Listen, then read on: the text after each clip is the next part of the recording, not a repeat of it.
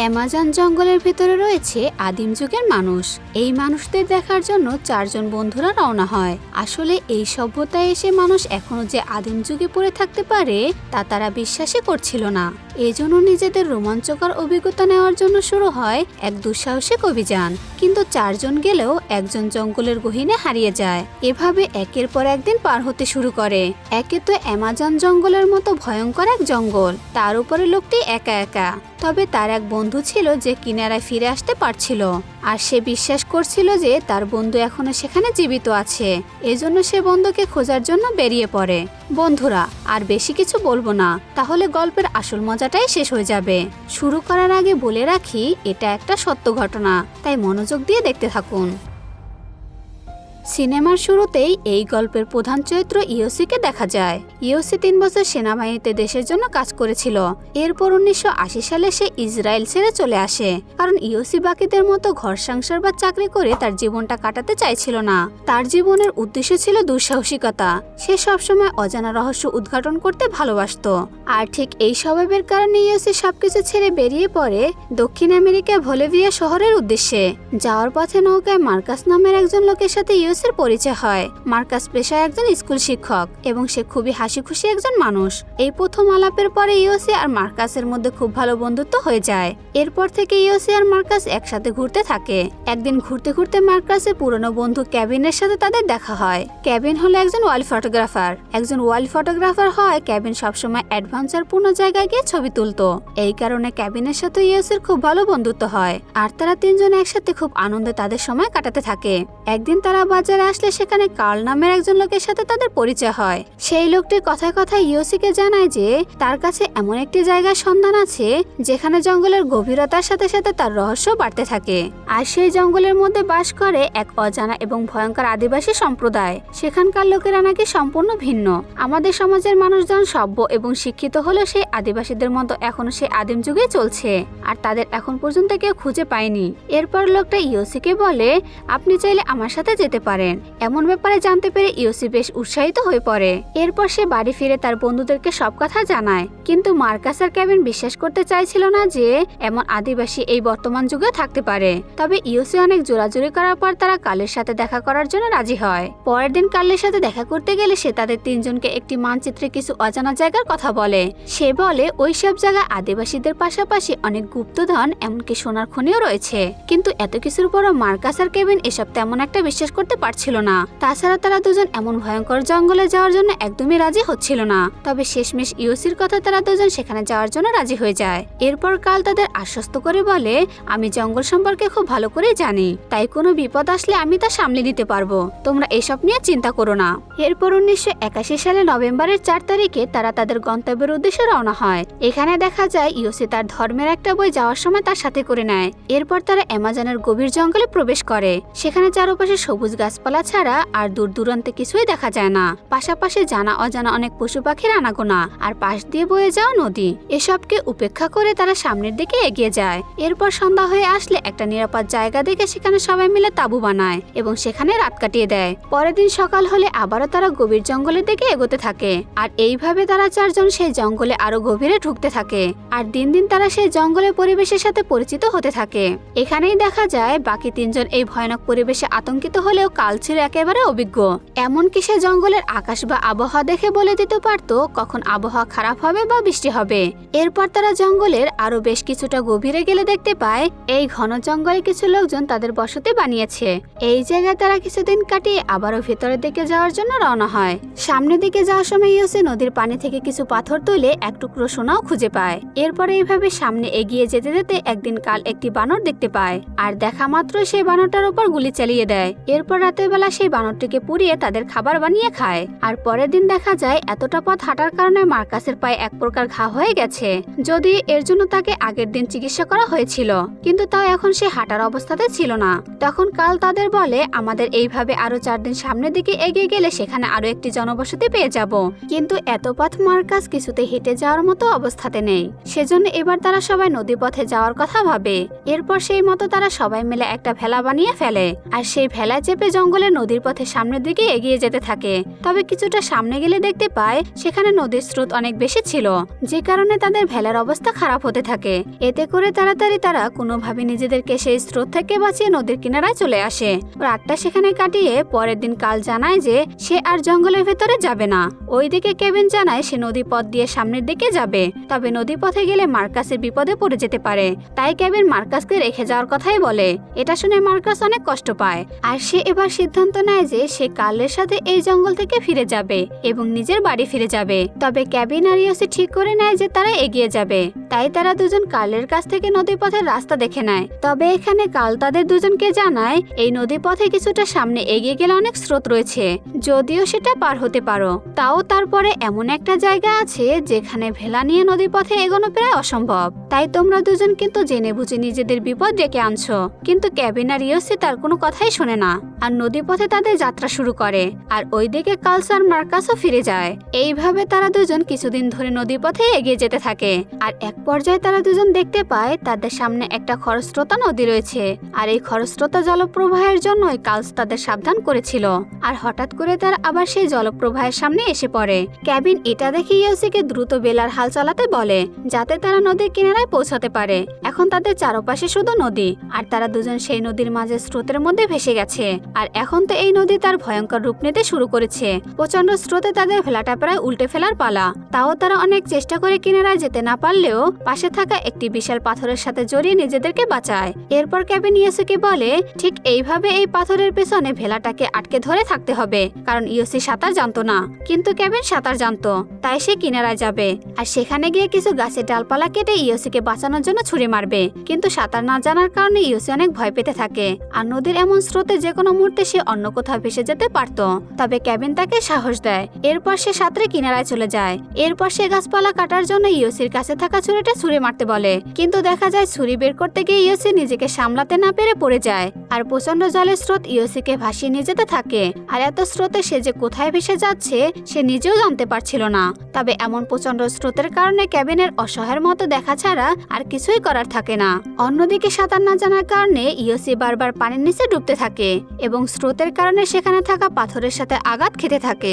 তবে অনেক চেষ্টা করে ইয়োসি সেখানে থাকা একটি পাথরকে ধরে নিজেকে সামনে নেয়। আর অনেক চেষ্টা করার পর সে নদীর কিনারে এসে পৌঁছায়। এরপর সে একটু একটু পাথর বেয়ে সমতলে যাওয়ার চেষ্টা চালাতে থাকে, কিন্তু দেখা যায় অনেকটা ওপারে ওঠার পরও তার পা পিছলে যাওয়ার কারণে সে নিচে পড়ে যায়। তাও ইয়োসি হাল ছাড়ে না।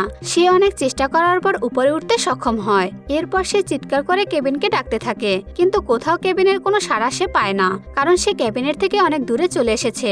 তবে কিছুক্ষণ পর সে নদীতে তার ব্যাগটাকে ভেসে যেতে দেখতে পায়। আর সে আবারও জলে ঝাঁপ দিয়ে তার ব্যাগটাকে সেখান থেকে উঠিয়ে নেয় আর ব্যাগ থেকে একটি ওষুধের বোতল বের করে। আর এই ঔষধ কাল তাদের দিয়েছিল, কারণ এই ঔষধটা খেলে মুহূর্তের মধ্যে যে কোনো মানুষের সব ক্লান্তি কেটে যাবে। তাই সে ওই ওষুধ খেয়ে পাহাড়ের উপরে উঠে আসে। আর সব জায়গায় সে চিৎকার করে কেভিনকে খুঁজতে শুরু করে, কিন্তু ইয়োসি কোথাও তার বন্ধু কেভিনকে খুঁজে পায় না। এরপর ইয়োসি একটা নোটপ্যাড বের করে সেখানে কিছু লিখে, আর সেই লেখাটা একটা কাপড়ে মুড়িয়ে সেখানে রেখে অন্যদিকে এগিয়ে যায়, যাতে সে হারিয়ে না যায় এবং কেভিনও যাতে তা দেখে বুঝতে পারে ইয়োসি আশেপাশে আছে। এমন করে 6 দিন পার হয়ে যায়। এখন ইয়োসি একাই সেই ভয়ানক জঙ্গলের গভীরেও যেতে থাকে। একদিন ইয়োসির সামনে গাছের ওপর থাকা একটি সাপকে নিচে নামিয়ে পাথর দিয়ে আঘাত করে মেরে ফেলে, শুধু ওই গাছে থাকা কিছু ফল খাওয়ার জন্য। এইভাবে সারাদিন ঘোরার পর রাতে সে একটা জায়গা দেখে শুয়ে পড়ে। এভাবে ইয়োসির দিন কেটে যায়। আর এইভাবে একা থাকার কারণে এবার ইয়োসি হ্যালুসিনেট করতে শুরু করেছে।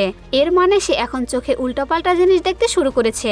সে স্বপ্নে কখনো নিজেকে দেখছে, আবার কখনো সে সামনে মার্কাস তার দিকে তাকিয়ে আছে তা দেখছে। আর এই ভয়ানক জঙ্গলে পশু পাখির ভয়ে সে রাতে ঘুমাতে পারতো না। এভাবে একদিন রাতের বেলা ইয়োসি দেখে একটি বাঘ তার দিকে ক্রমশ এগিয়ে আসছে। এটা দেখে তো ইয়োসি ভীষণ ভয় পেয়ে যায়। আর এবার সে নিজেকে বাঁচানোর জন্য লাইটার জ্বালিয়ে একটি বোতলে থাকা কিছু গ্যাস তার উপরে স্প্রে করে। আর সেই আগুনের শিখা দেখে বাঘ পালিয়ে যায়। আর সে এবারের মতো বেঁচে যায়। পরের দিন সকাল হলে ইয়োসি অনুভব করে তার মাথায় ভীষণ ব্যথা করছে। সে দেখে তার কপালের এক পাশে কিছুটা অংশ ফুলে রয়েছে। দেখা যায় তার মাথায় একটি চোখ ঢুকে গিয়েছিল, আর সেটা এইভাবে তার মাথায় রয়ে গেছে। তবে এখন অনেক যন্ত্রণার কারণে ইয়োসি কোনো উপায় না পেয়ে তার কাছে থাকা ছুরি দিয়ে নিজের কপাল কেটে ওই চোখটাকে বের করে ফেলে। আর এই চোখটা কোনো সাধারণ চোখ ছিল না, এটা অ্যামাজন জঙ্গলের বিষাক্ত চোখ ছিল। আর এখন ইয়োসি নিজের প্রাণ বাঁচানোর জন্য সারাদিন ওই জঙ্গলে ঘুরতে থাকে। আর সামনে যাই খাওয়ার জন্য দেখতে পায় তা খেতে শুরু করে দেয়। দেয়। সে তার কাছে থাকা একটি মানচিত্র দেখে ওই জঙ্গল থেকে বের হওয়ার পথ খুঁজতে থাকে। আর এমন ঘন আর ভয়ানক জঙ্গলে তার নিজেকে প্রচন্ড একা এবং অসহায় মনে হতে থাকে। আর এতদিন ধরে জঙ্গলে হাঁটতে হাঁটতে দেখা যায় মার্কাসের মতো এখন ইউসির পায়েও ঘা হয়ে গেছে। তবে পরের দিন জঙ্গলে ঘোরার সময় সে একটি পায়ের ছাপ দেখতে পায়। আর সে বুঝতে পারে হয়তো তার বন্ধু কেভিন এখানে এসেছে। সেভাবে হয়তো কেভিন আশেপাশেই আছে। এটা ভেবে ইউসি জোরে জোরে কেভিনকে ডাকতে শুরু করে। এরই মধ্যে সে দেখে তার সামনে পাখি ডিমের খোসা পড়ে আছে। আর আগের দিন ইউসি এই ডিম খেয়েছিল। আর এটা দেখে সে বুঝে যায় এটা কেভিনের নয়, এটা তারই পায়ের ছাপ। আর এটা দেখে সে বুঝতে পারে সে একই জায়গায় বারবার ঘুরে ফিরে আসছে। জঙ্গলটা যেন একেবারে ধাঁধার মতো লাগছিল। আর এমনই করে তার দিনগুলো হতাশার মধ্যে দিয়ে কাটতে শুরু করে। আর সে দিন দিন তার মানসিক ভারসাম্য হারাতে শুরু করে। আর এখন তার ফ্যামিলির কথা মনে পড়তে থাকে। এমনকি সে তো এবার নিজেকে দোষ দিতে থাকে, কারণ কাল আর মার্কাস তাকে বারণ করা সত্ত্বেও সে তাদের কথা না শুনে নদীপথে বেরিয়ে পড়েছিল। একসময় সেই জায়গায় প্রচন্ড বৃষ্টি শুরু হয়ে যায় আর নদীতে জলের চাপও বাড়তে শুরু করে। এসবের মাঝে ইয়োশি সেই ধর্মীয় বইটাকে বুকের সাথে জড়িয়ে ধরে উপরওয়ালার নাম করতে থাকে। অন্যদিকে পরের দিন সকালে সেখানকার কিছু স্থানীয় লোকজন জঙ্গলের মধ্যে কেভিনকে নদীর কিনারায় পড়ে থাকতে দেখে। এরপর তারা তাকে তাদের এলাকায় নিয়ে আসে। এরপর সুস্থ হলে কেভিন সেখানকার ফরেস্ট অফিসারকে সবকিছু জানায় এবং তার বন্ধুকে খোঁজার জন্য অনুরোধ করে। এরপর সেই অফিসার কেভিনকে সাথে নিয়ে একটি হেলিকপ্টারে করে পুরো জঙ্গল তল্লাশি করতে থাকে। কিন্তু এতটা উপরে থাকার কারণে নিচে থাকা কিছুই তারা দেখতে পাচ্ছিল না। অন্যদিকে ইয়োশি নদীর পাড়ে দাঁড়িয়ে সেই হেলিকপ্টারকে দেখতে পায়। এটা দেখে সে নিজেকে দেখানোর জন্য তার কাছে থাকা একটি লাল কাপড় দিয়ে ইশারা করতে থাকে। কিন্তু তার ভাগ্য তার সাথ দেয় না। কিন্তু কেভিন হাল ছাড়ে না। সে আবার ওই অফিসারকে অনুরোধ করতে থাকে। তবে এবার সেই অফিসার জানায় যদি 3 সপ্তাহের পরেও কোনো মানুষের খোঁজ না পাওয়া যায় এই জঙ্গলে, তাহলে ধরে নিতে হবে সে আর জীবিত নেই। তোমার ভাগ্য অনেক ভালো, যে কারণে তুমি এত বড় বিপদ থেকে জীবিত ফিরতে পেরেছো। কিন্তু কেভিন মানতে নারাজ। সে জানায় সে যে কোনো মূল্যেই হোক না কেন ইয়োশিকে ঠিক ফিরিয়ে আনবে। আর সে এটা বিশ্বাস করে যে ইয়োশি এখনো বেঁচে আছে। অন্যদিকে ইয়োশিকে দেখা যায় সে জঙ্গলের মধ্যে একজন আদিবাসী মেয়েকে দেখতে পায়। প্রথমত মেয়েটা ইয়োশিকে ভীষণ ভয় পায়, কিন্তু আস্তে আস্তে ইয়োশি মেয়েটির সাথে কথা বলার চেষ্টা করতে থাকে। যদিও মেয়েটি ইয়োশির কোনো কথাই বুঝতে পারছিল না, কিন্তু ইয়োশি মেয়েটির সাথে অনবরত কথা বলতেই থাকে। কারণ এতগুলো দিন পর ইয়োশি কথা বলার মতো যাই হোক না কেন একটা মানুষ সামনে পেয়েছে। আর ততদিন একা থাকার কারণে সে তো মানসিকভাবে পুরোপুরি ভেঙে পড়ছিল। সে তো বাঁচার আশাই হারিয়ে ফেলেছিল। আর হয়তো এই মেয়েটাও তার মতো জঙ্গলে হারিয়ে গেছে। তাই ইয়োশি মেয়েটিকে সান্ত্বনা দিয়ে বলে আমরা অবশ্যই একদিন ঠিক লোকালয়ে পৌঁছাতে পারবো। দেখো তুমি, ঈশ্বর আমাদের সাথে আছেন। কিন্তু দেখা যায় এত কিছু পরও মেয়েটা কোনো কথাই বলে না। এরপর জানা যায় আসলে ইয়োশির সাথে কোনো মেয়ে নেই। সে এতদিন ধরে তার কল্পনাতে মেয়েটিকে দেখতো। আর মেয়েটা ছিল ইয়োশির হ্যালুসিনেশন। আর সেটা তখনই হয় যখন কোনো মানুষ অনেকদিন যাবৎ একাকিত্বে ভোগে। তখন সে নিজের মনের মধ্যে একটা চরিত্রের জন্ম দেয়। আর সেটা কল্পনা হলে তার সাথে সবসময় কাটায়। আর ইয়োশি একা থাকতে থাকতে এসব কল্পনা করতে শুরু করে। এমনকি একটি সময় ইয়োশি বুঝে যায় এই মেয়েটা তার কল্পনা ছাড়া আর কিছুই নয়। কারণ এমন ভয়ানক জঙ্গলে সে ছাড়া আর কোনো মানুষের চিহ্ন নেই। ইয়োশি পাগলের মতো রোজ সেই জঙ্গলের মধ্যে ঘুরে। তার মানসিক অবস্থা এখন এমন পর্যায়ে চলে গেছে যে সে এখন একা একাই হঠাৎ কিছু ভাবতে থাকে আর হঠাৎ করেই হাসতে শুরু করে দেয়। কারণ আস্তে আস্তে ইয়োশি তার মানসিক ভারসাম্য হারিয়ে ফেলেছিল। এমন করে হাঁটতে গিয়ে একদিন ইয়োশি জঙ্গলে একটি পাকের মধ্যে পড়ে যায়। সে ওই পাকে প্রায় গলা অবধি ডুবে যায়। সে যতই ওই জায়গা থেকে ওঠার চেষ্টা করতে থাকে ততই সে আরো নিচে ডাবতে থাকে। আর ঠিক সমুদ্রে জোয়ার ভাটার মতো জঙ্গলের এই কাদার মধ্যে ইয়োশি একবারে ডুবে যাচ্ছিল। কিন্তু এত কিছুর পরে ইয়োশি তার মনকে শক্ত করে, কারণ সে সবসময় মনে প্রাণে তার সৃষ্টিকর্তাকে বিশ্বাস করত। তাই সে সবসময় এটা ভাবতো যে উপরওয়ালা তার সাথেই রয়েছে। তাই সে এইভাবে তো কখনো নিজের প্রাণ হারাতে পারে না। তাই ইয়োশি অনেক চেষ্টা করে আস্তে আস্তে পাশে থাকা একটি গাছের পাতা ধরে নেয়। এরপর সেই গাছের ডাল ধরে আস্তে আস্তে ওই পাক থেকে নিজেকে বাঁচিয়ে নেয়। কিন্তু এতদিন ধরে ইয়োশি ঠিকমতো খাওয়া দাওয়া না করার কারণে তার শরীর আবার ভীষণ দুর্বল হয়ে পড়ে। কিন্তু তাও ইয়োশি নিজেকে বাঁচানোর জন্য চেষ্টা চালিয়ে যেতে থাকে। এরপর সে সেখান থেকে গড়াতে গড়াতে একটি গাছের কাছে আসে। আর দেখা যায় সেই গাছে অসংখ্য অ্যামাজন বিষাক্ত পিঁপড়ে ছিল। তাই যখন ইয়োশি সেই গাছটাকে ধরে দাঁড়ায় ঠিক তখনই সেই পিঁপড়েগুলো ইয়োশির শরীরে কামড় বসাতে শুরু করে দেয়। আর এই বিষাক্ত পিঁপড়ের কারণে ইয়োশি আরো বেশি দুর্বল হয়ে পড়ে। তবে অবাক করার বিষয় হলো ইয়োশি ইচ্ছে করে এই পিঁপড়ের কামড় খাওয়ার জন্য সেই গাছটাকে ধরে দাঁড়িয়েছিল। আর এখানে জানা যায় ইয়োশির গায়ে কোনো শক্তি না থাকার কারণে সে যেহেতু হাঁটতে পারছিল না, তাই সে ওই গাছটাকে গিয়ে ধরেছিল। আর ওই পিঁপড়ের কামড়ের ফলে সে বিশেষ যন্ত্রণার সামনের দিকে দৌড়াতে পারবে। আর সেই মতো ওই পিঁপড়ের কামড় খেয়ে অসহ্য যন্ত্রণা ইয়োসি সামনের দিকে দৌড়াতে শুরু করে। আর এবার সে চোখের সামনে তার সব কাছের মানুষদেরকে কল্পনা করতে থাকে। তার জীবনের সব মুহূর্তগুলো একেবারে সিনেমার মতো চোখের সামনে ভেসে উঠতে থাকে। তবে এত কিছুর মধ্যে ইয়োসি ভাবছে, কেউ তাকে বলছে, ইয়োসি তুমি পারবে, তোমায় পারতেই হবে। অন্যদিকে কেবিন অফিসারের কথা সেখানকার একজন মাঝির সাথে দেখা করে। আর এই লোকটা ওই জঙ্গলে নদী সম্পর্কে ভালো করেই জানতো।